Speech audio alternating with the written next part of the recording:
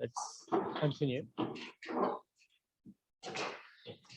Okay, so now we are going to see, well, in fact, Bayesian learning could be a separate course by itself. Okay, so there are a lot of like interesting things that we could talk about. Like, but the purpose of today's lecture is just to introduce you to the concept. Okay, so as an example, like we're going to see Bayesian linear regression.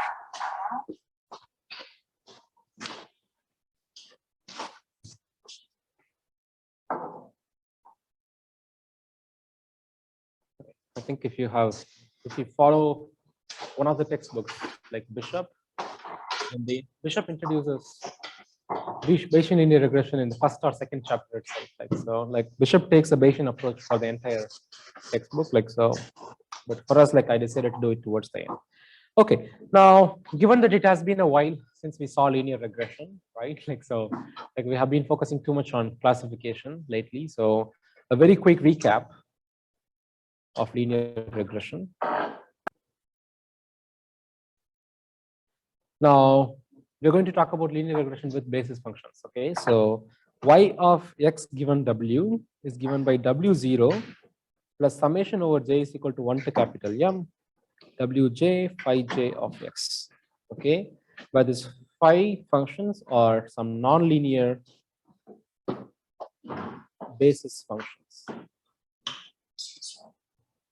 That's fine. Now this is, we can also write it in a concise form, like just w transpose phi of x, where like the bias is put inside, right? Like so. Now this is my linear regression model, right? Let's say we make an assumption that there is a Gaussian noise added to the target, which we have done already in the past, right? So then the target t is given by y of x given w plus epsilon, where this epsilon is a Gaussian noise. Okay, so it's zero mean and beta inverse variance. Okay. Now, once I have this Gaussian assumption, then I can consider my target to be probabilistic, right? So I can talk about probability of t given x, w, beta, which is nothing but a Gaussian, okay, which is centered around y of x with some beta inverse variance. Okay. Now, if I have a data set which has like, let's say 100 example, instead of t being one output, like it's going to be 100 outputs. So let's consider this t vector. So the t vector, the bold t vector given the bold x, w cap beta is given by product n is equal to 1 to capital N, the Gaussian of t of n given w transpose phi of x of n beta inverse. Okay, so now this is what the linear regression with basis functions was. Now, the number of basis functions that we have, right? Like, so we did not talk too much about how to pick this number previously. We know that depending on the number of basis functions, the model capacity is going to be differing, right? Like, so if you have more basis functions, then you have a model with more capacity. If you have lesser number of basis functions, you have a model with lesser capacity, right? Now, what happens if I have way more basis functions than what is required? Let's say I have 10 data points and I have 100 basis functions. So what could happen? Yeah. Overfitting. We will be overfitting. So then how do I choose the number of basis functions?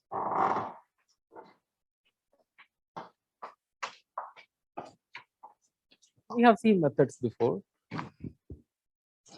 So how do I choose the number of basis functions so that there is no overfitting? Or if I have to rephrase my question, how will we avoid overfitting in the case of linear regression with basis functions?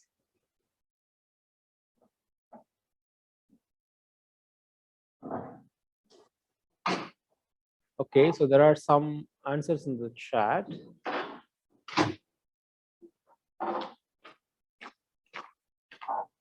Any answers in the class?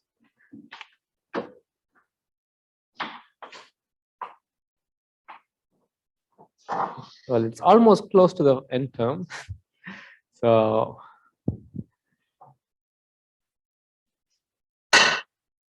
how can I avoid overfitting here?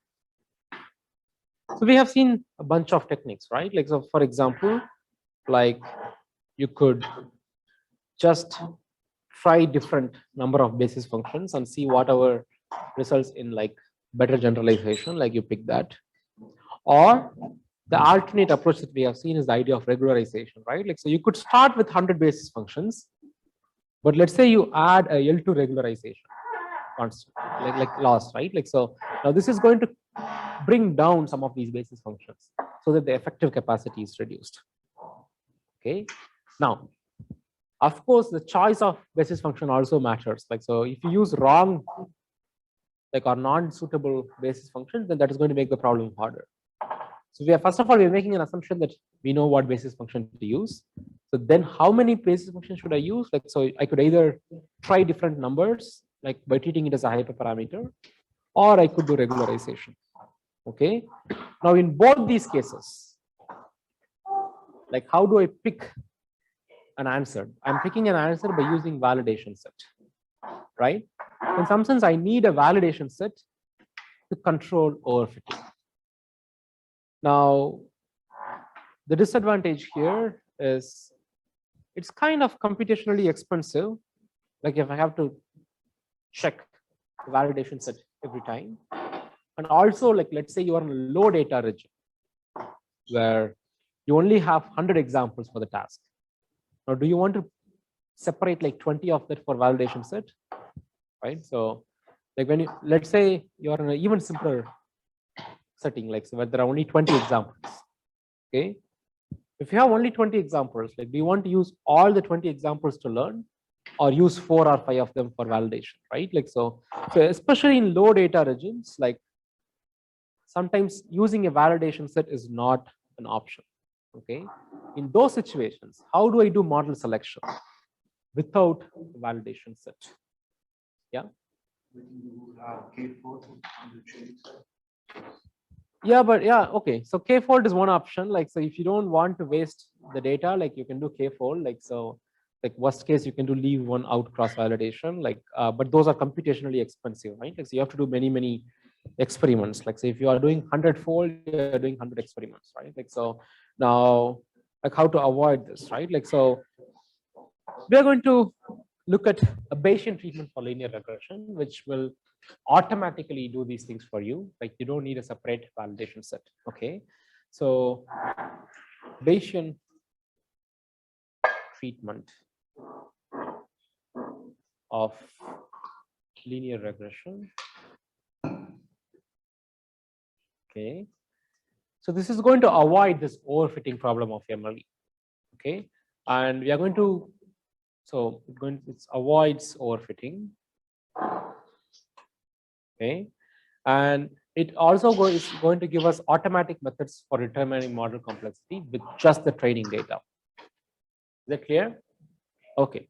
So now let's see how to do that. Like, so it's really simple. Like, so all we have to do is come up with a probability distribution over W.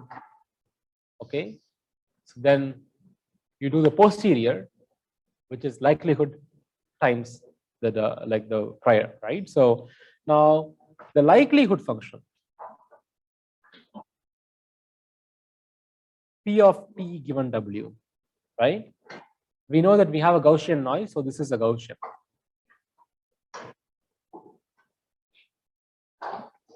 This T here is actually a vector of n targets. Okay, it's not one value, so there are n examples. So the probability of all the n examples given W. Okay, now this is my likelihood function. Now, if I have to do Bayesian learning, I should choose a right prior for this likelihood, right? Like so. Now, what is the conjugate prior for Gaussian? It's just a Gaussian. So the conjugate prior is also a Gaussian. Okay, so let P of W, the prior distribution, be some Gaussian, okay, with mean M0 and covariance S0. Any mean and covariance. Okay, now this is my prior distribution. Now the posterior distribution is given by P of W given T, okay, which is P of T given W, P of W divided by P of T. Okay, now I'm not going to do the complete derivation like how we did for beta Bernoulli. Okay, I can put all the Gaussians here, like do a lot of algebra, like you're going to get another Gaussian, right? Like, so I'm going to directly write the Gaussian. Okay, it's an exercise for you to do, right? So the posterior P of W given T is going to be another Gaussian. Okay, this Gaussian is going to have updated mean and variance M and Sn. Okay, now Mn is given by Sn times S0 inverse M0 plus beta transpose T, and Sn inverse is given by S0 plus beta transpose phi. Okay, so this posterior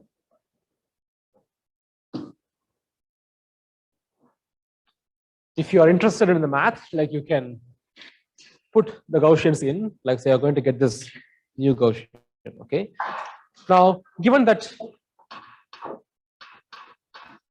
the posterior is also a Gaussian, we know that for a Gaussian, like the mode coincides with the mean, right? So my W map is actually going to be just same as the mean that you'll get in the Bayesian estimation. Is that clear? Now, just for simplicity, like we're going to have a running example. Like, so just for simplicity, let us assume that we have a very simple prior. Okay, so the probability of W given alpha is going to be a prior which has zero mean and alpha inverse I variance. So it's a scalar alpha, which is there in the entire diagonal. Okay, so it's a very simple like prior. Now, in this case, okay, if I have the simple probability of W given alpha is equal to Gaussian with 0 alpha inverse I prior, then my P of W given T is going to be another Gaussian, okay, which has Mn and Sn, where Mn is given by beta Sn phi transpose T, and Sn inverse is given by alpha I plus beta phi transpose phi. Okay, I think it is alpha inverse I.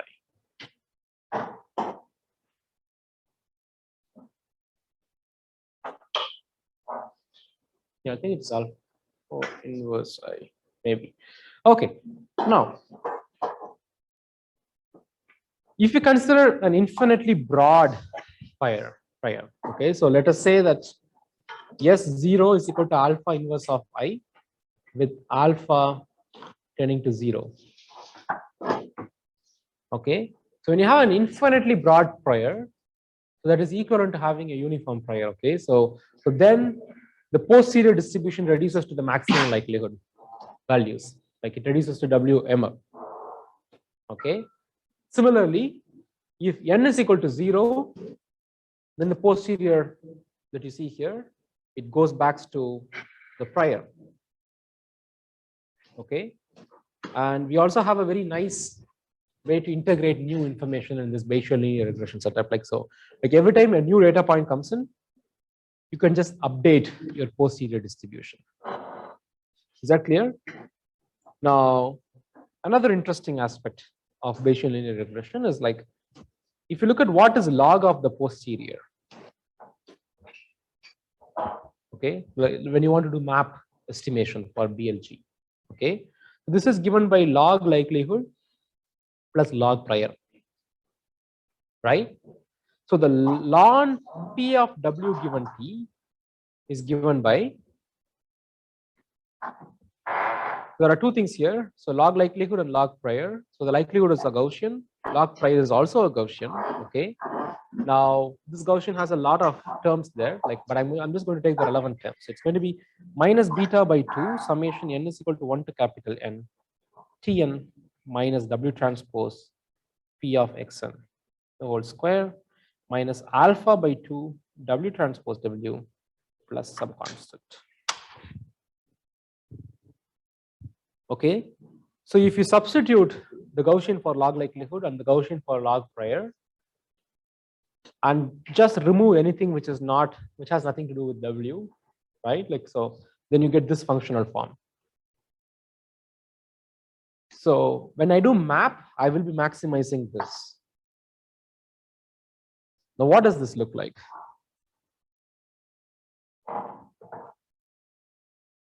We have already done this, right? So what does this error function look like? Like, so you're maximizing this, which means this is equivalent to minimizing the positive versions of this, right? Like, so it is equivalent to minimizing the squared error plus L2 regularization. Is that right?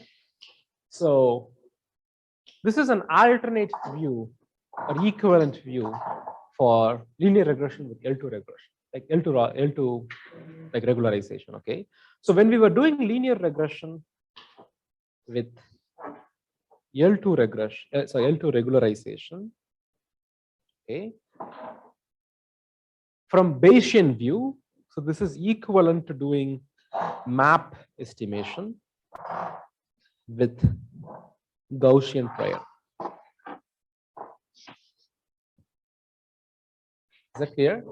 So just like how doing least squares is equivalent to doing maximum likelihood estimation, doing least squares with L2 loss is actually equivalent to doing like map estimation. So now this gives us another view for like what we have been doing. Like this gives us reason why L2 regularization is actually a good idea.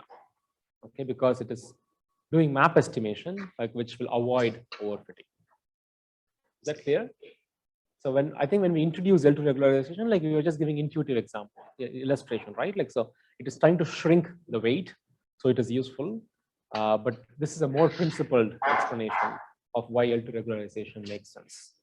Okay. Okay. Now let's see an example. Okay.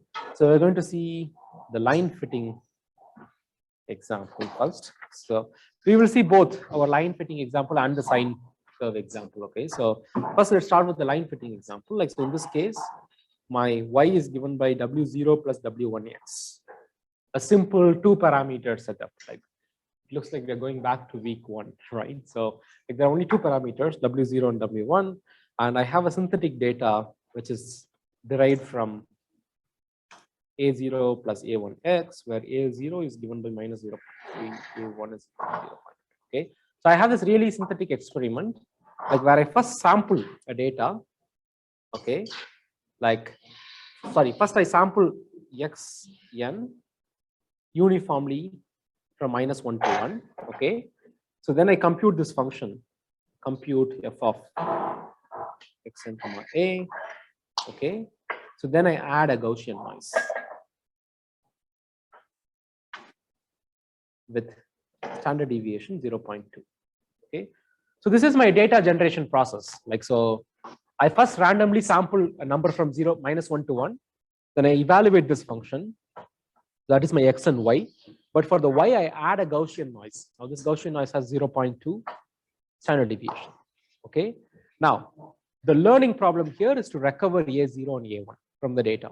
Like, I want to find the parameters which generated this data distribution. Okay, so just to make our experiment simpler, like we're going to make an assumption that the noise variance is already known.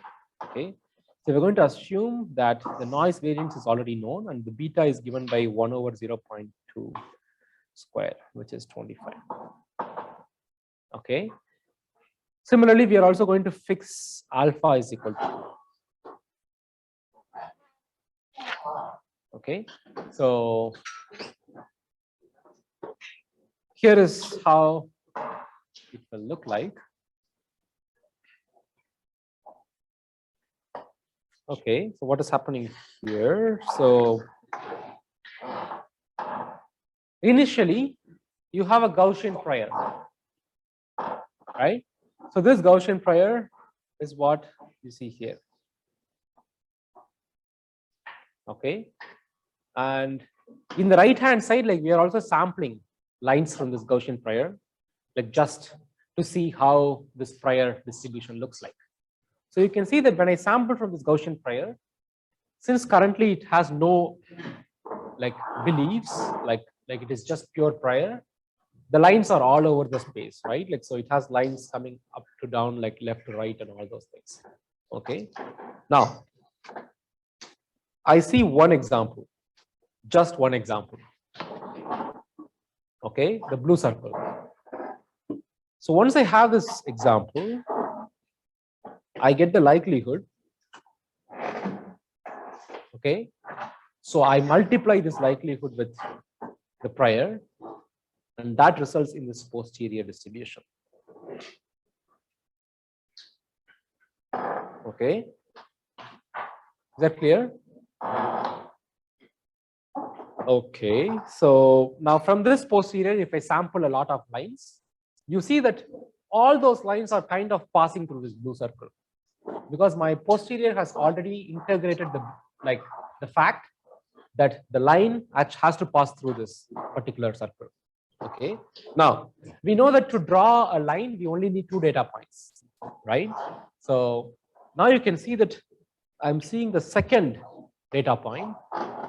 Remember that I have seen only 2 data points. I haven't seen hundreds or thousands of data points. Okay, I've seen the second data point, and this is the corresponding likelihood for the second data point. Okay, now I multiply this likelihood with the previous posterior, which has become the prior now, and I get this Gaussian. Okay, so I don't know if you see the white plus symbol here, right? So how do I highlight? So this region. Okay, I think it's very difficult to highlight. Let me see if I can do anything else. So, okay, I think whatever I do, but I think you can see the white dot. Okay, so the white dot that you see here, right? Like that is the true parameter. Okay, now you can see that with just 2 examples, my Gaussian is already concentrating near the true example, the true parameter distribution. Now, when I sample lines from this new Gaussian, you see that all the lines kind of pass through these two data points. Okay, it is already getting close to the true line. Now, with more examples, like you see that there are probably 20 examples, you see that the Gaussian has almost converged, and also the lines that you're sampling from this Gaussian are like very close to each other. Or in other words, like the posterior is kind of converging to the right solution. Is that clear? So any question about this example?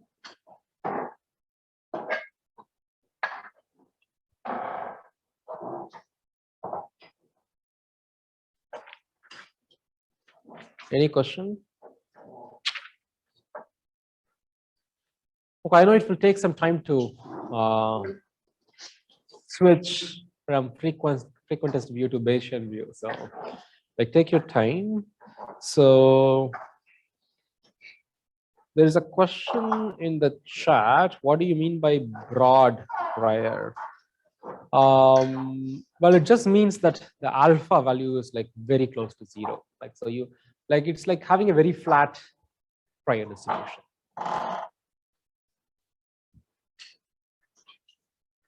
Okay, so if there are no questions about this example, like we can move on. Okay, now, well, I just showed you how things work. Of course, we need to compute the updates, right? Like, so now the predictive distribution.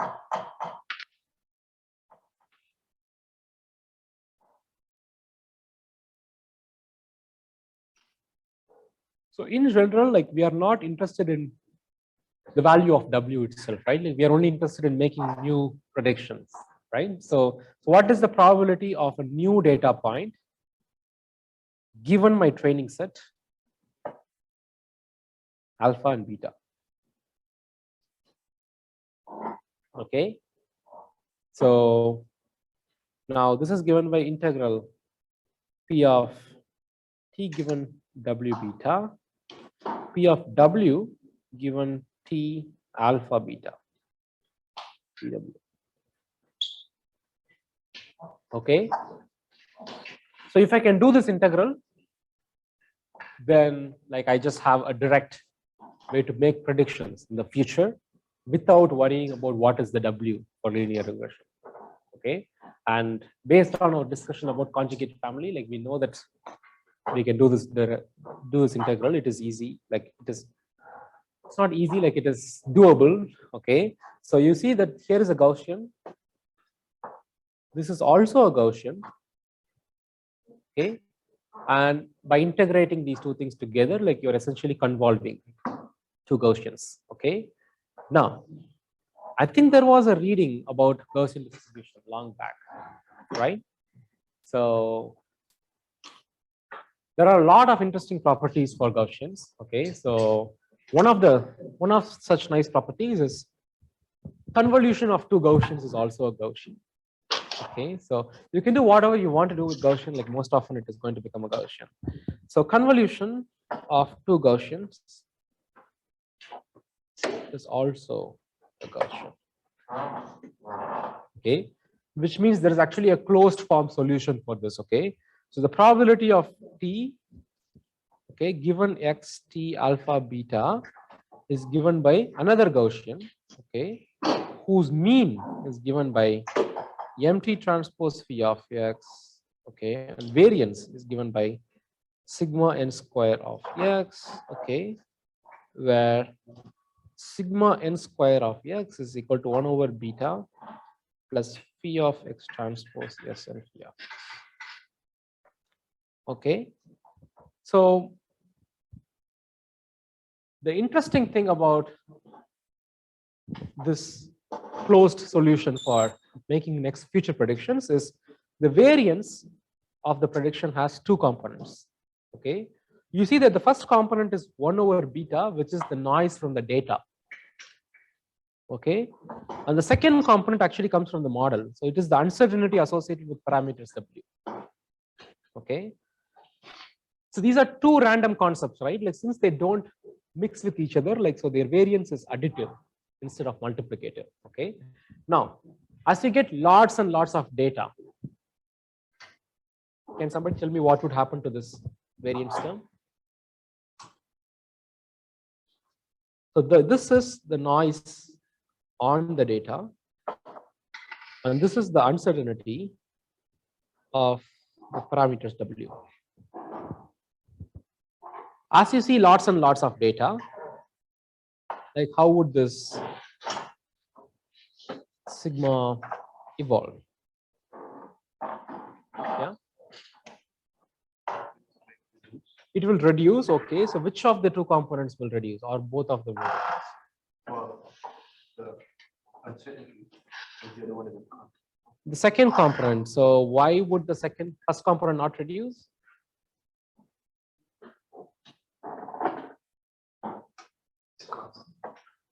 The first component is part of the data generating process, right? Like so, it's the irreducible part. Okay, so this is not going to change at all.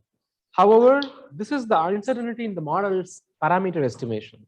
So as you get more and more data, this uncertainty should reduce. Okay, so in general, sigma n1 plus square of X, like your uncertainty after n plus 1 examples is less than or equal to your uncertainty after just n examples. Okay, so your uncertainty will reduce step by step.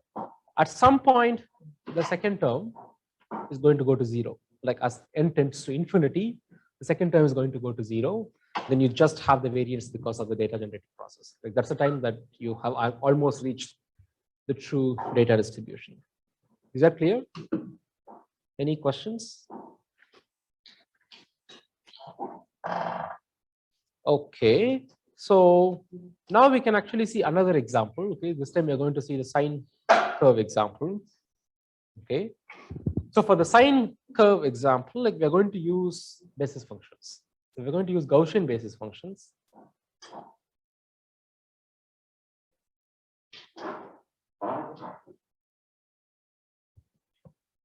Okay.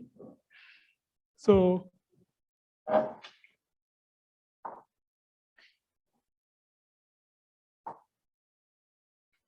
okay. So now you see the green curve here, which is the true Gaussian from which we are generating the data. Okay. And I'm doing Bayesian linear regression here, like so, which means I have some probability distribution over the posterior, right? So I see only one example to begin with. So when I see one example, like the red line that you're seeing here is the mean of the corresponding Gaussian's prediction. You have a posterior distribution and you compute the mean, so that is the red line. Okay. So with just one example, like the posterior tells you that probably this is like a line. And the interesting thing here is if you compute the variance, point-wise variance, okay, you see that when you are close to the data point, your variance is low. However, this model has huge variance, like in regions where there is no data points. Okay. Now I see two examples. Like I see the second example. So after seeing the second example, you can see that the sign, like the curve is already trying to take some shape, and also you see that there is less variance near this region, right? So then you see four examples. You see that with four examples, you have a curve like this, and also your variance is kind of getting better and better, right? You see more examples, like so now you see that your curve is actually very close to the true line, and also your variance is very low. Is that clear? So in some sense, the general way in which Bayesian methods work is like initially when you don't have any data in a specific region, okay. So to give you, okay, so for example, let's go to the first figure. So when you don't have any example for this region, right? When you don't have any examples in a region, it is actually good for you to have very high variance. Like, so you should not be overconfident, okay? So as you get more and more examples, like you're going to get lesser variance. Is that clear? Now, another way to visualize this is by trying to sample from the posterior Gaussian. Okay. So let us say I sample from the posterior Gaussian for the same figure. This is how the samples would look like. So initially, I sample like I see only one data point. Okay. Then I update my posterior Gaussian and I sample. So you see that I have a lot of random curves, but all the curves almost go through this blue line, right? Like this is very similar to the line fitting example. Now I see two data points. Now you see that still the curves are so random, but they are getting constrained to like in regions where they have seen an example. Okay, and the same goes here. Like so, you see that everything is trying to connect these four data points, right? Now, as you see more and more examples, like you see that the curves are all tightly held together, like and it is very close to the sine function. Is that clear? Any questions so far?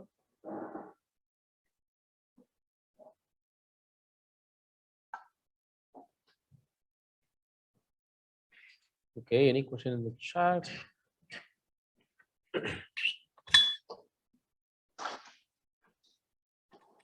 Okay.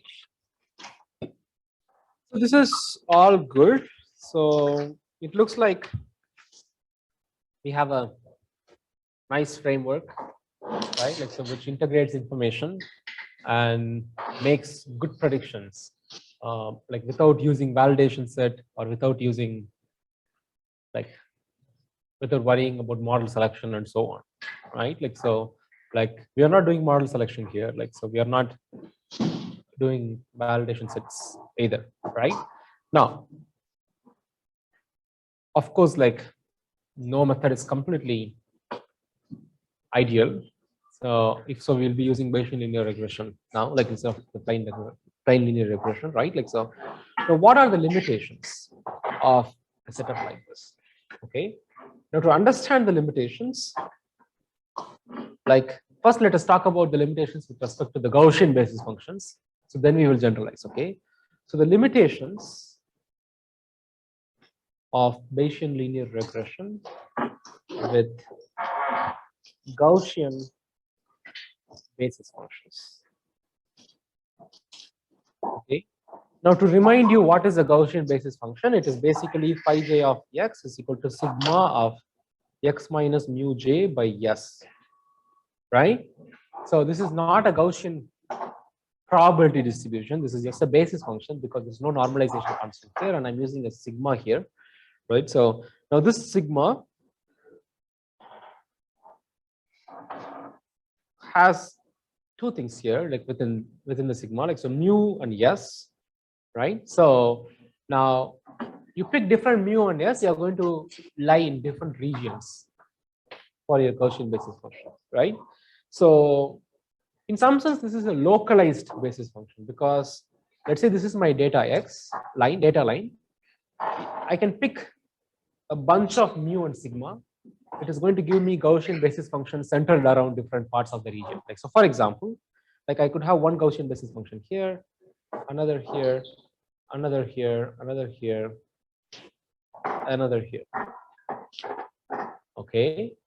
Now you see the problem, right? Like so, if you pick these Gaussian basis functions randomly, okay, then for 1D it's easier to cover the whole space. But imagine you are having 100-dimensional feature. It is going to be almost impossible to cover all the regions with your basis function. Okay, so now you don't have basis function for here, you don't have basis function for here.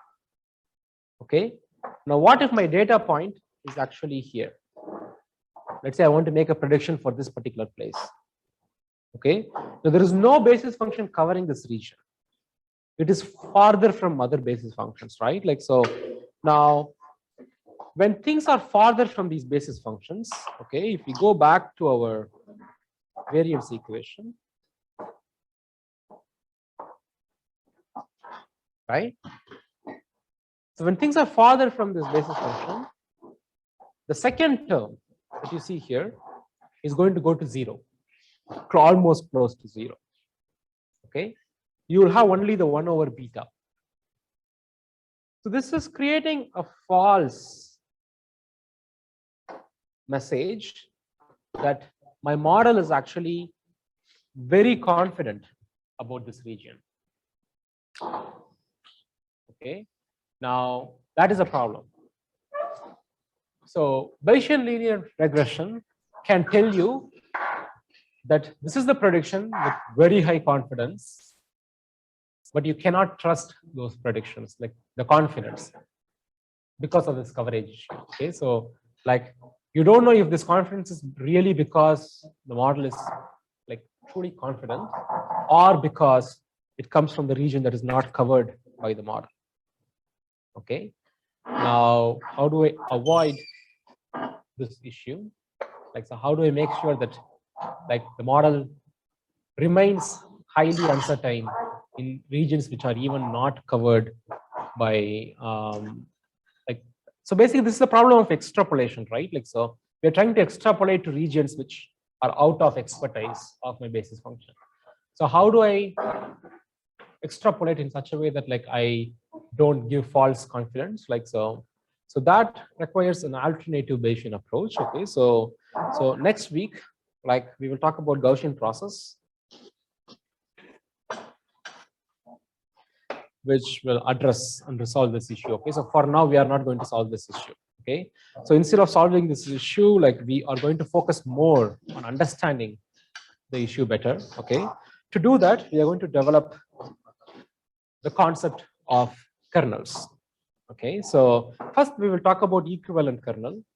which is what the kernel that the Bayesian linear regression is using. Okay, but in next week's lecture, like we will generalize this to different types of kernels, like and how we can take any machine learning method that we have seen so far and kernelize it so that we get nonlinear representations. Okay, so but for now, let us take the linear regression case, like where you have W transpose P of X, where W is given by the posterior mean. Okay,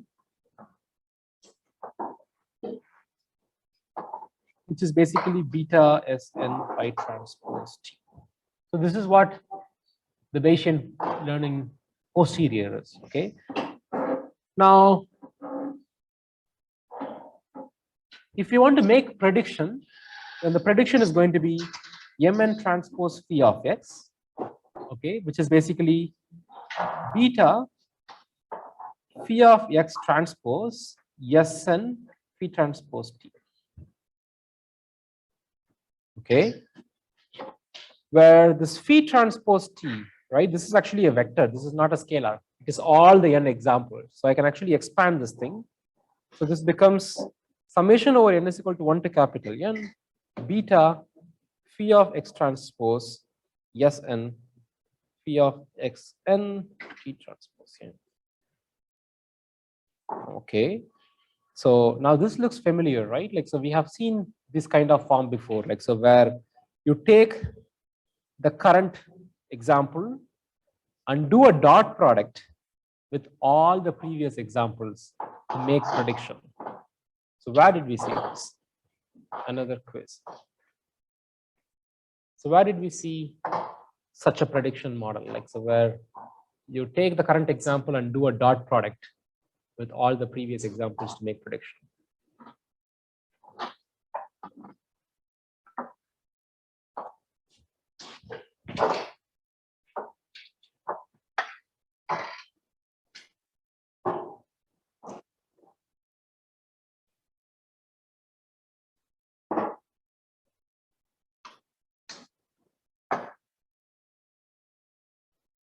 Yeah. KNN, yes, but any other? Well, in the case of KNN, like we are finding the nearest neighbors and then taking an average, but we have also seen the same functional form somewhere else. Sorry? What one you said dot product of previous? Dot product of examples, like so, like okay, maybe I'll go a little bit further. Okay, now I can also write this as summation n is equal to 1 to capital N k of xn T of n, where k of x dash is given by beta phi of X transpose Sn phi of X dash. So we have seen this kind of kernel operations in the past, where SVM, right? Like in the dual view of SVM, like we kind of removed, like instead of using parameters W, like we were actually using like a dot product between the current example and all the previous examples, right? Like so, now this is very similar to the dual view of SVM. Like now we have a kernel representation for linear regression. Okay, now in fact, you can take any linear model and come up with a dual view and introduce kernels. Then you can play with what kernel to use. Okay, so like so far we haven't discussed about how to switch kernels, like we're going to talk about it next week. But the general idea is like if you can take your linear method, in this case it is linear regression, and convert it into this kind of kernel form, like there are some advantages. Like so we'll talk about it next week. Okay, but for now we can continue with this kernel. So we are going to call this kernel that we are seeing in Bayesian linear regression as smoother matrix, okay, or equivalent kernel. Okay, so it's called equivalent kernel because it is going to give you high value only when the data point that you're seeing is very, very similar to the particular data point which your kernel is trying to, which your basis function is trying to model. Okay, so here is an example. Like, so this is equivalent kernel with Gaussian basis function. Okay, now you see that this kernel peaks at only one point. So if your example is close to that point, you're going to have maximum value. Otherwise, you're going to have like minimum value, like some small values. Okay. Now here's the thing. So this kind of localization property, right? Like, so your kernel concentrating in one place. This is not only the case for localized Gaussian basis function. Okay, so this is also the case for other non-local basis functions that we have seen, like polynomial function or sigmoidal basis function and so on. Like, so for example, like here you see how the kernel for polynomial basis function and sigmoidal basis function look like. You see that all these kernels actually peak at one point.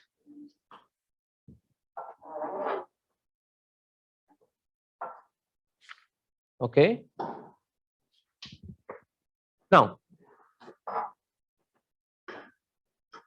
let us consider any two random points x and x dash and compute the covariance between y of x and y of x dash, like the covariance between y of x and y of x dash. So the covariance between y of x and y of x dash is given by the covariance between phi of x transpose w, w transpose phi of x dash. Okay. Now this is given by phi of x transpose yes and phi of x dash. Now this is just beta inverse the kernel. Okay, so this means that the predictive mean at nearby points are going to be highly correlated. However, for distant pairs, the correlation is going to be smaller. Is that clear? Okay. Now, check. Okay. So here is like a general recipe. Okay, so I showed you a special case or like one instantiation of this recipe today. So we started with a set of Gaussian basis functions, okay, which are nonlinear basis function. And okay, maybe I'll draw the pipeline. So like we started with some nonlinear basis function, okay, and we passed it through a linear model, right? Now this linear model actually resulted in a kernel which we are using for prediction, right? Now, if I use a Gaussian basis function, it is giving me one specific kernel. If I use some other basis function, that is going to give me another kernel. Okay. Now, like what is interesting about this pipeline is maybe we don't need to play with basis functions. Like we can directly start modeling kernels. So this introduces another way to create nonlinearity with linear models. Like, so I can take a linear model, but extend the model with different nonlinear kernels. Okay, so remember that I'm not doing nonlinear basis functions anymore. Like, so I take the model, I change the kernel which is operating in the X. Okay, then I could have nonlinear models. Like, so for example, like if I take the principal component analysis that we saw last week, right? I can develop a kernel version of PCA, like where I find the point, like I find the place in the PCA where we do this dot product between two things. Now that is a simple linear dot product. Like you take it out, you add a kernel there, like so you get a kernel version of PCA. Okay, so we will see how to like extend whatever we have discussed today, like to a kernel-based version next week. Okay, so that will be Gaussian process. But next week is also the end of this course. Like so, like we will probably do this for like the first part. There are 3 parts, right? Like we'll probably do this for the first part very quickly. That will conclude our discussion on Bayesian learning. Like so, then for the remaining 2 parts, like, so I think I will talk about a bunch of things. Like, so I will talk about some general tips and tricks to like do machine learning, like, and then we will talk about like what are the frontiers in machine learning. So this is an introductory course. The field is so vast that I couldn't even finish the fundamentals in like 1 semester. Okay, so probably like proper introduction to machine learning requires 2 semester long course. Okay, nevertheless, like, so we will talk about what are the interesting like next set of problems. Like, we were just focusing on prediction like for the entire course, right? Like, so like what are the things on the top of prediction, like, so that we could study. Like, so we'll briefly talk about the frontiers, and finally I will conclude with like what is next. Like, so what courses you can do as a follow-up, or like, so what are the other useful follow-up references and so on. So like it will be a concluding lecture next week. One quick reminder, like, so there is still a lot of you who have not given the course like evaluation like in Moodle.